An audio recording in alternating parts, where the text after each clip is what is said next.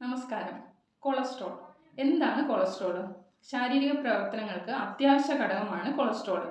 ശരീരത്തിന് ആവശ്യമായ കൊഴുപ്പിന്റെ ഏറിയ പങ്കും കരളാണ് ഉൽപ്പാദിപ്പിക്കുന്നത്. അതുകൂടാതെ കഴിക്കുന്ന ഭക്ഷണത്തിലൂടെയും കൊഴുപ്പ് ലഭിക്കുന്നു.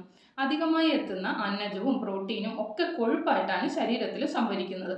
ഫാറ്റി ആസിഡുകൾ, ഫോസ്ഫോലിപ്പിഡുകൾ, ലിപ്പോപ്രോട്ടീനുകൾ, ട്രൈഗ്ലിസറൈഡുകൾ തുടങ്ങി പലതരം കൊഴുപ്പുകളുടെ ഒരു കൂട്ടമാണ് കൊളസ്ട്രോൾ. കോശനിർമ്മാണം ഉൾപ്പെടെ നിരവധി കാര്യങ്ങൾക്ക് കൊളസ്ട്രോൾ ആവശ്യമാണ്. കൊളസ്ട്രോൾ രക്തത്തിൽ ലയിക്കില്ല. അതുകൊണ്ട് ലിപ്പോപ്രോട്ടീൻ ആണ് കൊളസ്ട്രോളിനെ രക്തത്തിലൂടെ സഞ്ചരിക്കാൻ സഹായിക്കുന്നത്.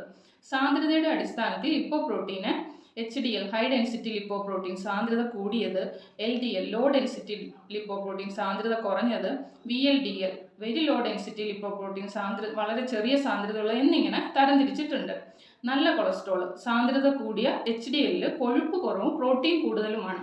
കോശങ്ങളിലും രക്തക്കുഴലുകളിലും കൂടുതലായിട്ട് അടിഞ്ഞുകൂടുന്ന കൊഴുപ്പ് കണികകളെ കരളിലേക്ക് എത്തിക്കുകയാണ് HDL ചെയ്യുന്നത്. അതിനാൽ രക്തക്കുഴലുകളിൽ കൊളസ്ട്രോൾ അടിഞ്ഞുകൂടുന്ന മൂലമുണ്ടാകുന്ന പ്രശ്നങ്ങൾ ഇല്ലാതാക്കാൻ HDLന് സാധിക്കുന്നുണ്ട്. ഇനി നമുക്ക് ചീത്ത കൊളസ്ട്രോൾ, അതായത് LDL സാന്ദ്രത കുറഞ്ഞ ലിപ്പോപ്രോട്ടീൻ അത് നോക്കാം. പ്രോട്ടീൻ്റെ അളവ് കുറവും കൊഴുപ്പിൻ്റെ അളവ് കൂടുതലുമാണ് ഇതിൽ. കരളിൽ നിന്ന് കൊളസ്ട്രോളിനെ ശരീരത്തിൻ്റെ വിവിധ ഭാഗങ്ങളിലേക്ക് രക്തത്തിലൂടെ കൊണ്ടുപോകുന്നതാണ് LDLൻ്റെ ജോലി. ഇവ ആവശ്യത്തിലും കൂടുതലാകുമ്പോൾ അത് ശരീരത്തിൽ സ്റ്റോർ ചെയ്യും. രക്തക്കുഴലിൽ അടിഞ്ഞുകൂടുന്ന LDL ശരിയായ രക്തയോട്ടത്തെ തടസ്സപ്പെടുത്തുന്നു. എന്നിട്ട് ഹാർട്ട് അറ്റാക്ക് പോലുള്ള പ്രശ്നങ്ങൾക്ക് കാരണമാകുന്നു. അളവ് കൂടിയാലേ പ്രശ്നമുള്ളൂ. നോർമൽ അളവിലാണെങ്കിൽ ഉപകാരിയാണ്. കോശഭിത്തിയുടെ നിർമ്മാണത്തിനും തലച്ചോറിലെ കോശങ്ങളുടെ പ്രവർത്തനത്തിനും എല്ലാം LDLന് വലിയ പങ്കുണ്ട്.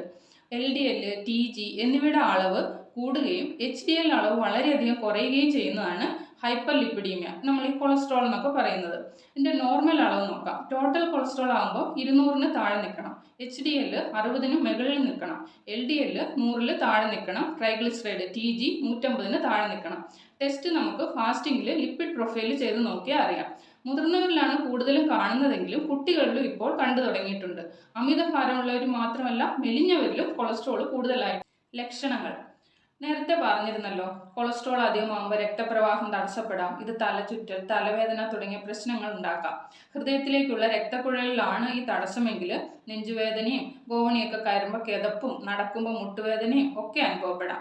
കണ്ണിൻ്റെ മൂലകളിൽ അല്ലെങ്കിൽ കൈരേഖയിൽ അല്ലെങ്കിൽ കാലിൻ്റെ പുറകിൽ തടിപ്പൊക്കെ ഈ കൊളസ്ട്രോളിൻ്റെ ലക്ഷണമാകാം. കാലുകളിൽ വേദന, മരവിപ്പ്, മുട്ടുവേദന ഒക്കെ ലക്ഷണങ്ങളാണ്.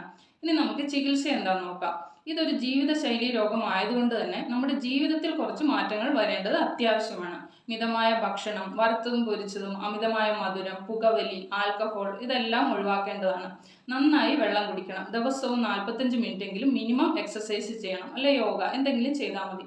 നന്നായിട്ട് ഉറങ്ങുക. മരുന്നുകളിൽ നമുക്ക് കഴിക്കാൻ പറ്റുക ത്രിഫല ചൂർണം, കരിശാലി കർപ്പ ചൂർണം, ഗുൽഗുലു ചേർന്ന മരുന്നുകൾ, ജലമഞ്ജരി ഒക്കെ കൊളസ്ട്രോൾ കുറയ്ക്കാൻ വളരെ സഹായിക്കുന്നുണ്ട്. എന്നിരുന്നാലും കൃത്യവും ചിട്ടയുമായ ഒരു ജീവിത രീതിയിലൂടെ മാത്രമേ ഇങ്ങനെയുള്ള രോഗങ്ങൾ നിയന്ത്രണ വിധേയമാക്കാൻ സാധിക്കുകയുള്ളൂ.